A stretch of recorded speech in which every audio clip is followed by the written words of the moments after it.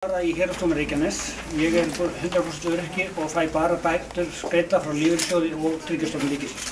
Skerðingar Tryggingastofnunar ríkisins eru orðnar svo miklar að þegar heildarskattar mínir eru teknir til, þá það 50.000 krónur skattar á mánuði, en bætur með barnabótum frá Tryggingastofnun ríkisins eru 46.000. Þannig að það er orðið náttúrulega 10.000 krónur sem ég þarf að taka lífeyrissjóðsgreiðslum mínum til að borga skatta til ríkisins.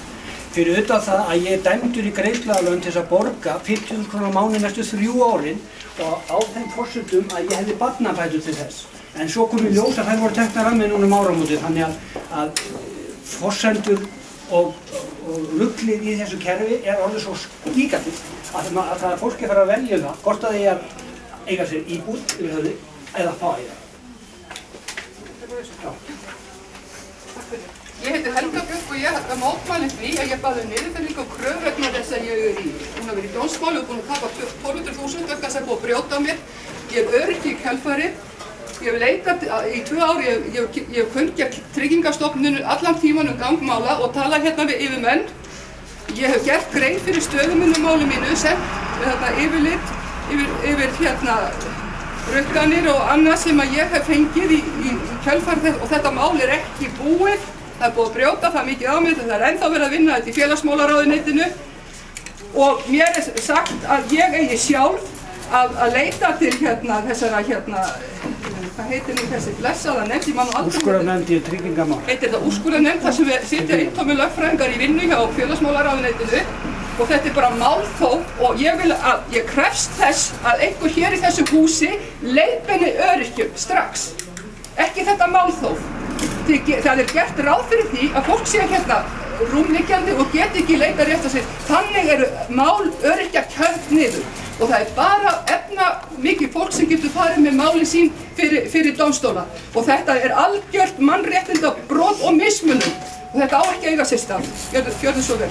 Taktu á þessu. Síðan ætlum við að færa ykkur skerta, örbætta, plástraða, kúlulána siðbót. Með samanhertum og skertum peningum, svona er komið fram við okkur og þetta er til Tryggingastofnunar og ég ætla að byrja ykkur að hengja þetta upp þar sem allir sjá. Gjörðu þið svo vel. Ég vil geta afhenda þessa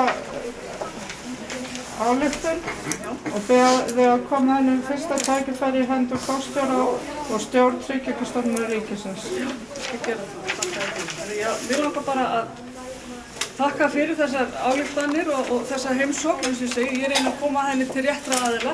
Ég vil vekja athygli á því að eins og þið vitið að þá er Tryggingastofnun einungis framkvæmda aðili. Við setjum ekki lögin og ekki reglurnar, heldur það að gera þingmenn og ráðherrar. Við höfum reynt að þjónusta öryrkja, jafnt sem ellilífeyrisþega og aðra okkar viðskiptavina eftir bestu getu og við berum hag ykkar allra fyrir brjósti og sem betur fyrr höfum við átt mjög gott samstarf við hagsmunaaðila frá bæði öryrkjum og ellilífeyrisþegum undanfarin ár og vonandi bara getum við haldið áfram og vinna í samstarfi og gera velferðarkerfið okkar ennþá betra. Ég ætla bara að segja takk fyrir það að bjóða okkur á kaffisóðinni. Við erum í engu félagi, öryrkja sem verður hérna, við tilheyrum engu félagi innan Öryrkjabandalagsins. Við eigum hvergi heima. Við eigum ekki heima í Öryrkjabandalagi. Það er svolítið undarlegt með Öryrkjabandalagi, það er byggt upp á því að þú þarft að skilgreina. Lamaðan, blindan og eitthvað. Og þess vegna myndi ég eiginlega lýsa þið hér yfir að næsta skrif okkar hlýtur að vera að stofna öryrkjafélagið.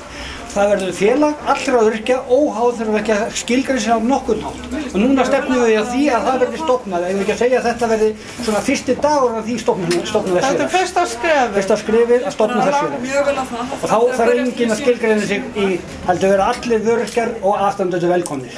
Svo vil ég benda á það að allir embættismenn að vinna hjá okkur borgurunum hérna og embættismenn sumir eiga ekki að hengja skynsemin og hjartað og snaga leið að þeir stimpla sig inn í vinnuna og hlýða ótækum fyrirmælum yfirboðara sem hugsanlega gætu verið pólitískt tengdir og hafa ekki þekking á málefnum öryrkja. Það er fólki hér inni sem mætir málunum og það er starfsfólki hér sem á að segja frá. Þeir eru að vinna með okkur. Þeir eru ekki að vera hræddir við yfirboðara sína. Og því miður hafa bæði ég og margir aðrir sem ég er kunnugt þá reynslu að þeim hefur ekki verið mætt að hlýhuga skilningi í vinnu. Mér finnst það leiðilegt. Við reynum nú að eins og ég segja, að sýna samhug í verki og þykjumst vera að gera það hér alla daga. Sjálfsagt getum við gert betur en svo allir aðrir, en okkar markmið alltaf að reyna að gera vel og vinna að hag öryrkja. Þetta málþóf sem að þær ef að koma einhver sérstök málefni, þá bara fær maður málþóf, einhver bréf og sendur út og sögur frá Pontus til Pílatusar. Og faðurinn að einstaklega mál kannski ekkert hér og nú sko, en boðskapnum komið til skila og ég kem honum áfram og bara gangi ykkur vel. Hæstir koma málunum áfram að því þeir eru rúmliggjandi. þeir eru hérna Það er engin umboðsmaður fyrir sem getur ekki mætt hingað vegna andlegrar og líkamlegrar örorku. Þetta reynum við að sinna þeirra. Eins og ég segi, ég ætla að bjóða okkur kaffi ef þið viljið. Við getum keypt okkur kaffi sjálf. Ég var einmitt að ræða hérna Á okkar litlu bátum. hérna vinn minn sem að Við getum farið í var samtal. hitti og hann var að segja að hann upplifir sig þessi glæpamann að fá þessa bætur. Hann sé að skila ykkur tilbaka því að þið reiknið vitlaust og þá lenda þér í fjárhagsvandamál og hann alveg ætti að skilja þetta. Já, sko, málið náttúrulega er að við miðum útreikningar miðast við þær upplýsingar sem fólk gefur og ef fólk gefur ekki réttar upplýsingar þá náttúrulega kemur ekki rétt tala út, sko. Síðan þegar farið er yfir þá leiðrið. Þess vegna leiðir mér annað en minna á að tekju upplýsingar er mjög mikilvægt að gefa réttar tekju á. Já, er þetta ekki að það hefur verið að leiðrita ykkur að hætta við að borga á þetta og þetta og þetta er afturvist? Þetta er náttúrulega á tekjum og þetta er leiðritt aftur tíma. Ég var bara forvitin að því ég var svo hissa að hann sagði að Fyrir fólki að tekjuáætlun er ofsalega mikilvæg og hún er svo sem fólki gefur okkur sjálf.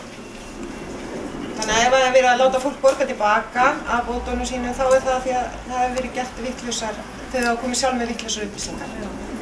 Ég var bara forvitin. Óttast held ég að þetta hefur skapast mikið út af fjármagnstekjum. Það gerði fyrir síðasta ára. Fólk hefur ekki vitað í raun og veru hvað það var að fái fjármagnstekjur og Stærsta skýring í síðasta ára. En við erum bara, við hérna. Það er bara mjög erfitt. Við erum alltaf að vilja reyna að gera betur. Já, en það sem þau eru að kvarta yfir líka, þau sem eiga húsnæði og annað og höfuðstóllinn þeirra er farin langt upp fyrir eignina og greiðslubyrðin hækkar. Það þarf, stjórnvöld þurfa að setja inn til ykkar símaþjónustu og að einhver sem eru viðskiptamenntaður taki að sér þessa einstaklinga til að selja við bankana. Það skiptir svo miklu máli. Já, veistu hvað biðin er? Hún er 10 mánuðir. Hún er lágmark 10 mánuðir núna að fá úrlaus. Og meðan að því greiðslubyrðin er svo há að þá á fólk ekki að borga. Og líka, við vitum alveg stefnum líka að matur Ég er ekki þetta fyrirkomulega sko, ég verð það ekki sko.